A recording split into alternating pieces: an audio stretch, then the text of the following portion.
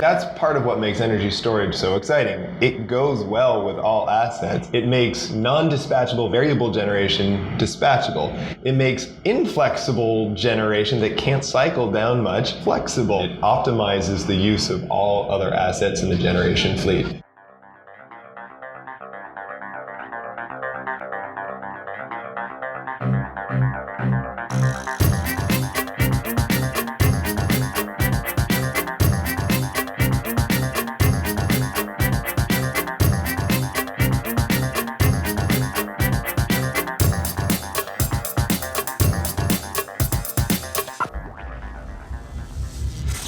This is EnergyCast, and I'm Jay Downhauer. Today we're talking about the energy storage industry as a whole and the National Trade Association that represents this important sector of the energy industry. In past episodes, I've called energy storage an industry within an industry. There are so many families of technologies out there to help smooth out energy supply that it practically rivals the number of energy technologies that do the actual generation. So why do we need energy storage? About 10 years ago, it was practically non-existent. For the first 100 years, we simply fired up new generation as it was needed. This is what we call dispatchable generation because we can flip it on and provide energy to the masses. But when renewable energy began to grow in the last decade, quickly making up double-digit percentages of our portfolio, storage needed to enter the discussion. Wind and solar, as we know, are not dispatchable. I believe I've heard it described like a jazz musician in a symphony.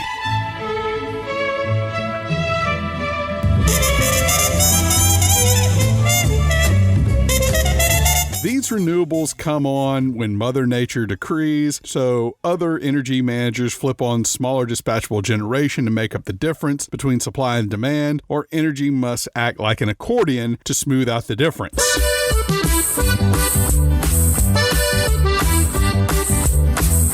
And while we're on the musical metaphors, what about when renewables produce too much energy? Many utilities are starting to think of renewables like those brooms in Fantasia that kept hauling buckets of water.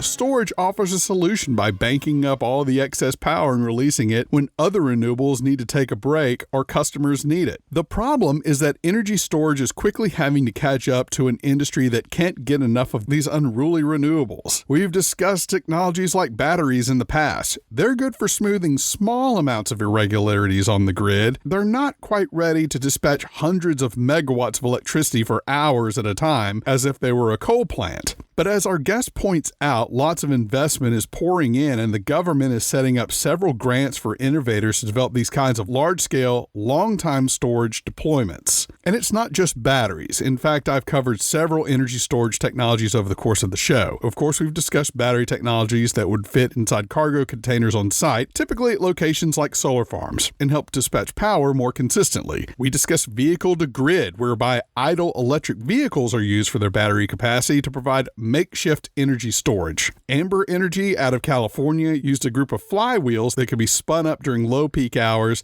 and then dispatched when demand was high. ICE Energy, also California-based, also played games with the daily cyclical demand of energy, producing ice at night to run air conditioners during hot parts of the day, in an effort to reduce overall demand during peak hours. But the technology that's probably the oldest, greatest capacity, and most reliable is pumped hydro storage. Almost indistinguishable from a hydroelectric dam, pumped storage pumps water back to a higher reservoir during low peak hours. During high demand, the water flows down and runs conventional hydroelectric turbines. The Bath County Pump Storage Station in Virginia is described as the largest battery in the world, capable of producing 24,000 megawatt hours of electricity. Storage is growing exponentially, much like renewables. In 5 short years, installations have grown from 0.3 gigawatts to 6. The market for storing solar power alone over that same period has expanded from $200 million to $19 billion. That's a lot of money for new jobs, and our guest says this sector makes both sides of the political aisle happy. They say policies like energy storage targets, similar to renewable energy targets set by states, have led to this growth. And it's not just renewable energy that wins with storage.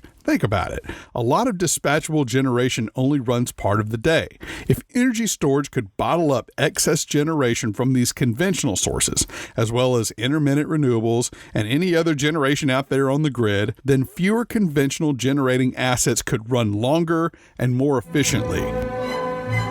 When I think of a true smart grid, I picture a conductor orchestrating many types of generation using multiple energy storage technologies to regulate a steady supply of energy. That's music to my ears.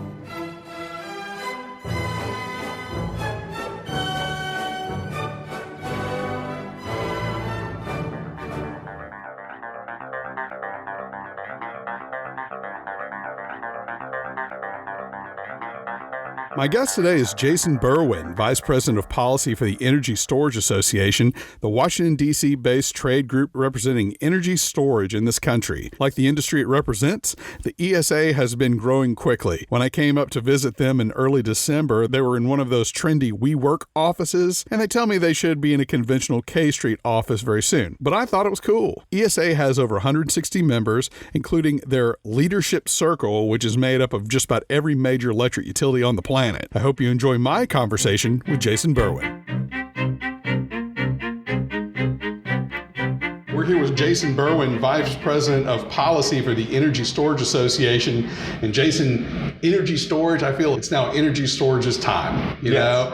And everyone wants more renewable energy, but that's not going to happen large scale without storage and stabilization solutions to even out the intermittency. What is your association doing on the storage front? Well, I think the better question is, what are we not doing on the storage front? I'll take a better question. as the National Trade Association representing the U.S. energy storage industry, we really are engaged in accelerating the widespread deployment of reliable and safe energy storage. We see it as a core part of an affordable, resilient, sustainable grid. There is an enormous amount to do because, as you know, the grid was not designed with cost-effective, widespread available storage in mind. There's just an enormous amount about grid operations, the governance of the grid, the economics and the markets that hasn't been updated really to take account of this new technological capability. What we are doing here at ESA with respect to accelerating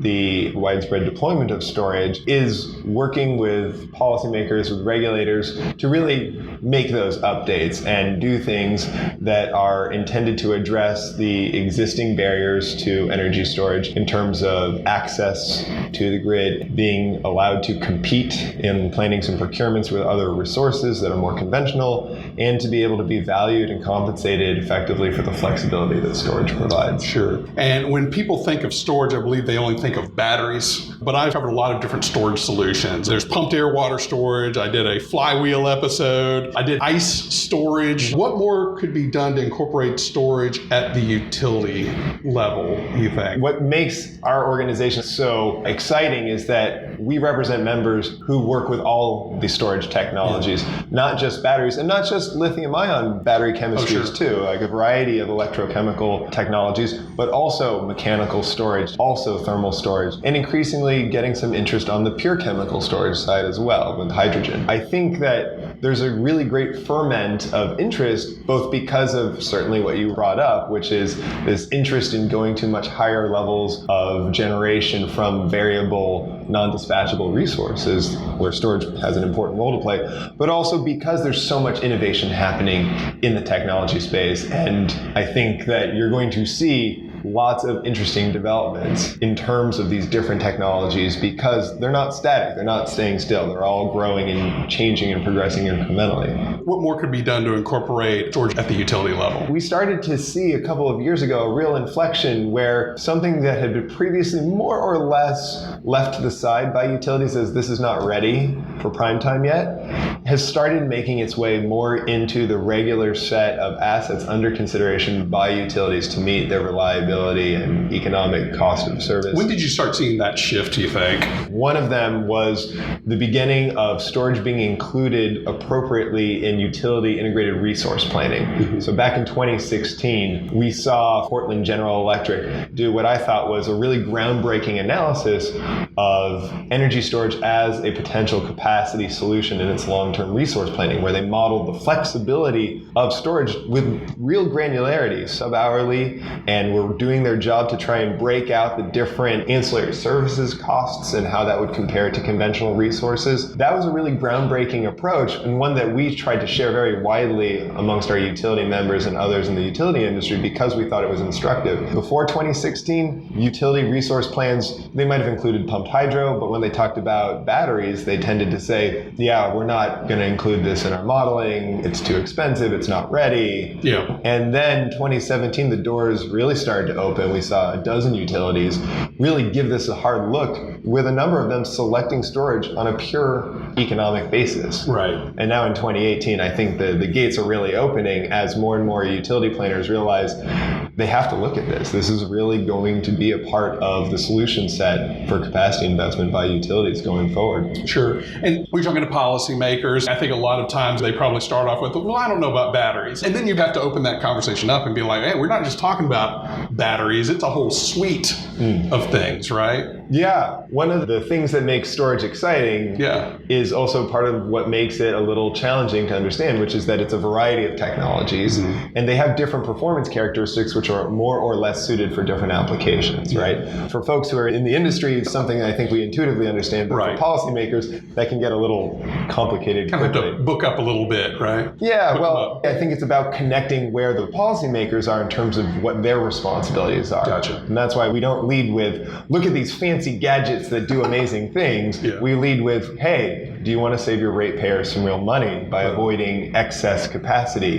Because storage is going to help you avoid excess capacity. Getting real wonky on the policy side, it's my understanding that storage assets can be considered either generation or grid assets, and that distinction can make cost recovery issues challenging, can lead to these technologies not proliferating as quickly. Does the federal government need to step in and take a lead on this distinction? I kind of see this, am I going to incorporate this at a substation and this be more grid asset, or is it a dispatchable generation technology? I think you're touching on something that what makes storage also exciting and a little complex, right? Because it looks like a generator sometimes, it looks like a load other times, it looks like infrastructure sometimes. Depending how you use it, it's playing those roles which look like conventional assets, but it's also not constrained to that, and it's switching between those different roles over time. So that's what makes this overall conceptually a silo buster, as it were. And I think that what we're seeing is that different utilities are taking different approaches in terms of what they're presenting. What's the value proposition? So in some places, this is being procured as a part of capacity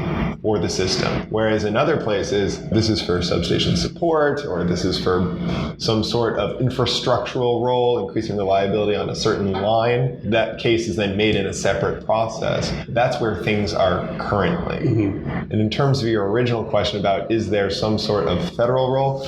Yeah. Does ESA need to be working with the members and saying, look, we need some federal level clarification on exactly how this should be interpreted? Or utilities work with a lot of different states for regulatory rate reviews, and maybe they want that kind of handled on a state-by-state basis. What are you seeing there? I'd say there's three considerations. The first is that it's generally disinclined to reach into state affairs when it comes to utility regulation. And fair enough. But the closest thing you're going to have to some sort of federal policy on this is what has come out of the Federal Energy Regulatory Commission recently with Order 841. There, FERC has said, listen, energy storage is not generation. It has to have its own participation model in wholesale electric markets. There are 6 wholesale electric markets regulated by the Federal Energy Regulatory Commission here in the United States. Some of those wholesale markets are single state markets like California and New York. ISO stands for Independent System Operator. Yeah, thank you. And some of them are multi-state. Each of those electricity markets runs its own rules for how generation will provide energy in sort of a coordinated and regional manner.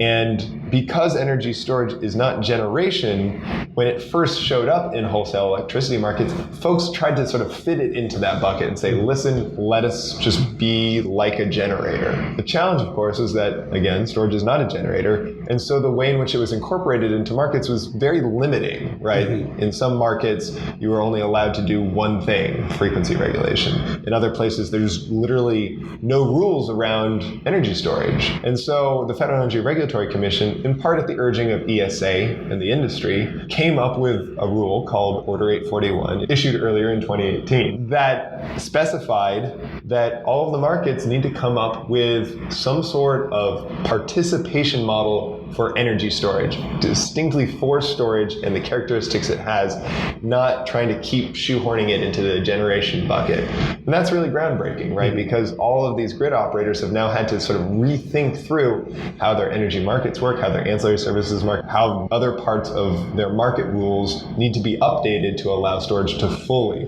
participate where it's technically capable. This is a little bit controversial, but with all these efficiency measures going on and batteries, people making renewable power on site, not depending so much on utilities for power, do you think new cost models need to replace the old ones where utilities are charging more for the use of their grid? Seems like a lot of utilities are dealing with this now. People are going off grid, they're using a lot of solar. How are they going to be sustainable if everybody's making power off grid? First of all, our membership includes utilities, independent power producers, behind-the-meter developers. I will say what is interesting is we're starting to see some business model innovation which bridges this question, so it's not an either or. The customer has the asset or the utility has the asset. And you're starting to see customer-side energy storage used to the benefit of the distribution system, oftentimes with dispatch control of the utility. For example, there's a pilot right now Hawaii Electric Company is undertaken with aggregated customer-sided storage, but is truly supplementing and assisting the distribution infrastructure in HECO's territory. So that's not an either or, but both and, right? Yeah, it's fantastic. And one of the things that we always think of energy storage as something that's going to be a boon to renewables, but I talk about this a lot. There's this demand curve throughout the day, and it seems like it would be a lot more beneficial to use storage to have fewer assets online running. You're pointing at me right now going bingo. Fewer assets running longer during the day. You use storage to play that accordion with the demand curve, so you don't have to bring on peakers for 30 minutes once a day. A rising tide lifts all boats, right? Absolutely. That's part of what makes energy storage, again, so exciting. It goes well with all assets. It makes non-dispatchable variable generation dispatchable. It makes inflexible generation that can't cycle down much flexible. And we're talking about the big baseload nukes and coal plants and all that. The reason we have a lot of pumped hydro in this country is precisely for that purpose, right? Yeah. And it helps cycling mid-merit generation run at more efficient heat rates because you don't have to do all of that sort of crazy movement that you were talking about. In fact, that's part of why we're seeing integrated offerings. I know that GE Power has an integrated electric gas hybrid turbine. Yeah. Because that's exactly what the battery is doing, is taking some of that cycling load off of the gas turbine so that it can run at far more efficient heat rates. These kinds of efficiencies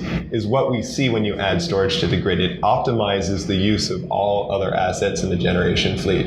And that increased utilization and efficient utilization is really accruing to the system as a whole. And that's why, again, we see a lot of value for grid operators in doing this. Yeah, so it seems like we're now seeing a lot of storage really because everyone wants renewables and we got to do something to help smooth out renewables. But look, I think that's going to also benefit, as well as you're saying, the conventional power generation. So it's not a threat to conventional baseload. It's actually a boon to that sort of stuff. It's a boon to everybody. Yeah, a quote that I heard from a colleague said, in a world in which you're, in some grids, going to higher and higher levels of variable generation, and you also have inflexible baseload, the amount of energy storage you need to integrate those higher and higher levels of renewables is also the amount of storage you need to help that inflexible generation continue to operate. Right. Like, it helps those assets not eat each other's lunch as much. That's why, again, we think is a critical part of the grid of the future. We talked about this a lot. We're not just talking about batteries here. Are there any more exciting technologies you've seen in the storage sector that you think is like, hey, look at this? I know you love all your children equally and everything. I do. But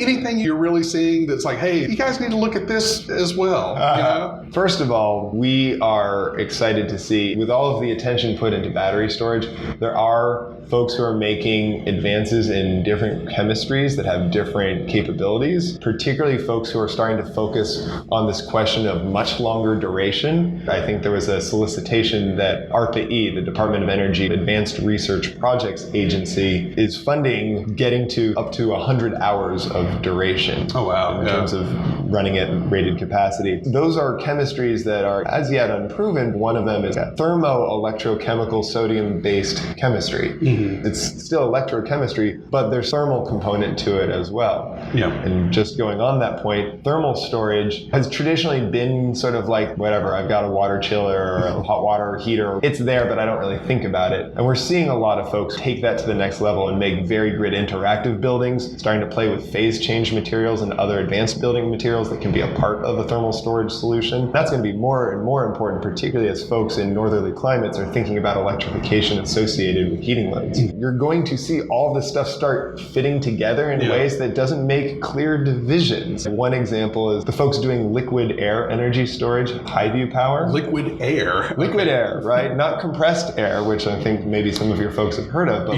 liquid air. One in Alabama. Liquid air energy storage is you're using the low temperature and then, of course, the change in the temperature gradient to create a generation cycle. But I think the one that's been installed in the UK is on the back end of a gas turbine. It's not like cogen per se, but you have a storage unit that's integrating with that gas cycle and has this coolth that it has to offer as well. You could also see someone throwing a battery on the front end of that gas turbine, and suddenly you're getting these hybridizations showing up, which is maybe not a specific storage technology, but the way in which it's being used and integrated is highly innovative. You're in DC for a reason, and energy storage as it relates to smart grids and renewables is a relatively new phenomenon. We've talked about that. As a, I don't like to say lobbyist, how about congressional teacher? What's been the most important part of the technology you've had to educate law and policymakers on? Maybe what's the biggest misconception? The biggest misconception is that this is such a game changer, I can't wait for it to be ready. That's right. Yeah. And we have to help folks understand, like, no, this is in the grid. If you're a member of Congress or a congressional staffer who's paying attention to 1,000 different things, you might hear about storage every now and again, just making sure folks are aware of the rapid pace of progress, not just the technology, the rapid pace of deployment. We get continuous surprise from folks saying, I had no idea. We talked to the Texas delegation, they're like, wait, we have the second most battery storage deployed. From a pure megawatt basis, it's second only to California, which folks in Texas were not aware of. But that kind of thing, right? It's just making sure folks know this is coming to your grid. This is not just one place. This is everywhere. As we're recording this, we're in the lame duck session. What are you guys working on right now? I think there was an investment tax credit bill. I don't want to date this too much, but give us an idea about what your legislative book is looking like for the next year, I guess. Hello, people from the future. That's right. So right now, here at the end of the congressional session here in 2018, ESA, with a broad coalition of support, has been advocating to Congress to clarify eligibility of energy storage for the 30% investment tax credit. Okay. That's the investment tax credit that is currently availed by solar power and a number of other technologies under Section 48 and 25D of the tax code. I know you look it up at home. Your audience is loving this. You're eating it up, I'm sure. The reason we're doing this is, first of all, storage is already availing the investment tax credit when it's integrated with solar power under a certain set of conditions that the IRS has sort of piecemeal identified. And that's one of the reasons why we're coming at this, is just some of the uncertainty around this, right? You want to expand it, right? Well, it just seems just for solar is pretty narrow, right? One of the things that really has made clear to members of Congress why this is important is there are folks saying, like, listen, the storage provides the benefits to the grid regardless of whether you put it directly next to the solar or somewhere else. Mm-hmm. They can still be operated by a grid operator in tandem. Mm-hmm. And so why not make sure that the benefits accrue to folks developing wind, developing gas, who are putting in wires?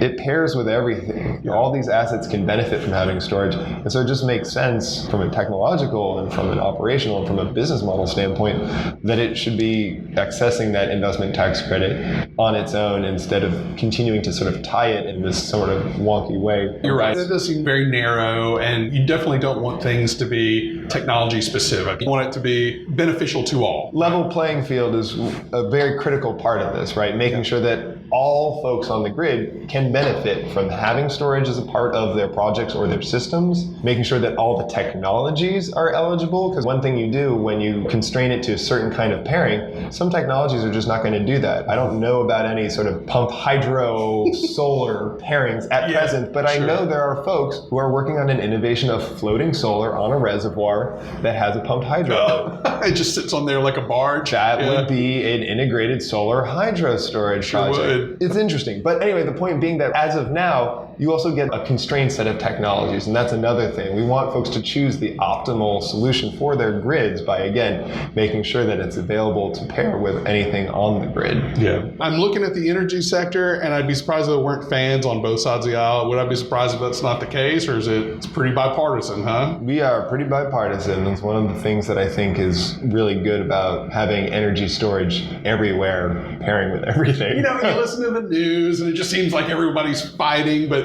look, I've been at a fusion conference for the past 2 days, and we've had a few congressional staffers come in. One's on the minority, one's on the majority. They all seem to be about 90% simpatico on a lot of this stuff. And I think when it's happening at that level, you rise above it. Yeah, it's helpful when the Secretary of Energy under your current administration is saying, this is the Holy Grail, folks. One thing I like to remind folks is that not this current year, but past year appropriations, the energy storage R&D account got bumped up because of Republican amendments in the House to increase the storage R&D account. It gives you a sign this is not just a D issue, this is not just an R issue, this is coming across from both sides. That's why we see the investment tax credit is bipartisan. You work on the state level as well. They always talk about states being the incubators of ideas and all that. Any good pieces of state legislation that you're a fan of that you think that other states could copy and paste on? I will say that there's been a lot of exciting developments in the states. And the states are in many respects are leading on this from a policy standpoint. Some of the most headline-grabbing things are the development of energy storage deployment targets. We saw New Jersey pass legislation to establish an energy storage goal. Oh, really? That kind of thing has been driving a lot of the interest in states. And part of the reason why we see that as being helpful is because it has an orchestrating effect. When you set these targets, what you do is suddenly you have to figure out how are we going to get there? Yeah. And when you try to actually sit down and figure out how you're going to get there, that's when you start to figure out where are the roadblocks from a regulatory standpoint, what things do utilities need to know, do regulators need to know, do developers need to know in order to actually get there and produce energy storage on the system in the interest of ratepayers. Sounds to me like they're replicating, they set the renewable targets and hopefully met or exceeded them in some cases. Seems like that's what we're doing here with storage, right? Yeah. I think it's similar. One of the key differences and what we're finding is that folks are looking at these targets and realizing that in the process of going and doing it, they're sort of sorting out the cost effectiveness where it belongs on the grid. They're targets oftentimes. They don't have compliance penalties, which RPSs do. Mm-hmm. And you get kind of 80% of the impact without meeting the compliance requirements as long as you have some sort of accountability. Doing all of that gets folks looking at it and saying like, wait, okay, actually this makes sense. And that's something that I think an opportunity that other states can take on regardless of their particular political position on targets. All right, fantastic. Is there anything else that's important to you guys? Gosh, good question. What are things? What do you want to be asked? Want to be asked? You're a transmission engineer. I'm right? a transmission project manager. Transmission manager. Okay, so you'll like this then. One of the things that I also think is interesting that's coming up is folks are looking at storage as transmission. Okay. The idea that storage can be a part of transmission planning processes. So your earlier question, like, is this generation, is this infrastructure, right? Those planning processes tend to be siloed. And so now folks have been working on storage in generation planning and integrated resource planning. The National Association of Regulatory Utility Commissioners actually just passed a resolution saying folks should look at storage in long-term utility planning and look at flexibility. But storage and transmission planning still is not very well developed. We know that there are a lot of utilities who are thinking about how storage acts as transmission. And so you're seeing conversations proceeding at California ISO, at MISO. There's really a chance here to extend the life of our existing transmission assets, to mitigate congestion in places where it's going to be hard or very delayed to get a wire in. And I think that's something to watch in 2019 and going forward as folks try to work out what kind of a regulatory framework you need in order to have storage providing transmission service. So that's one thing to keep an eye on. You bet. Let's paint a picture for folks what you see maybe in the future. And I'm kind of seeing a lot of stuff where you've incorporated storage to the point where that demand curve, that duck curve that they always talk about is flat. There are grid banks at substations. What would be ESA's vision of the future? Storage everywhere. Storage everywhere. That's very easy for me to say, but it's true. It's in all parts of the grid, right? Yeah. Your generation co-located, you're directly connected to transmission or to distribution, you're customer sided, you're in microgrids. In some respects, storage has to get boring. I know that sounds counterintuitive, but it has to go everywhere in some respects because that's what you're seeing folks see value in. I think one of the other exciting things here is the increasing electrification of the transportation sector. Oh, yeah. The batteries on wheels, right? Not just the batteries on pads, right? That will also become an interesting new development in storage and the electric grid. I've covered NUVI, the vehicle grid, yeah. Right, or grid to vehicle. Grid, yeah, sure. But you're going to see a massive deployment of batteries into an increasingly set of interconnected sectors: transportation, power, industrial process, heating. The greater electrification of the grid is going to need a lot of storage. And that's something that I think animates a lot of our members, and we're very excited about. Well, Jason, I think you just wrote your TED Talk. No, that's fantastic. Jason Berwin, Energy Storage Association, thank you so much for your time. Absolutely, Jay. Thanks for having me. You bet.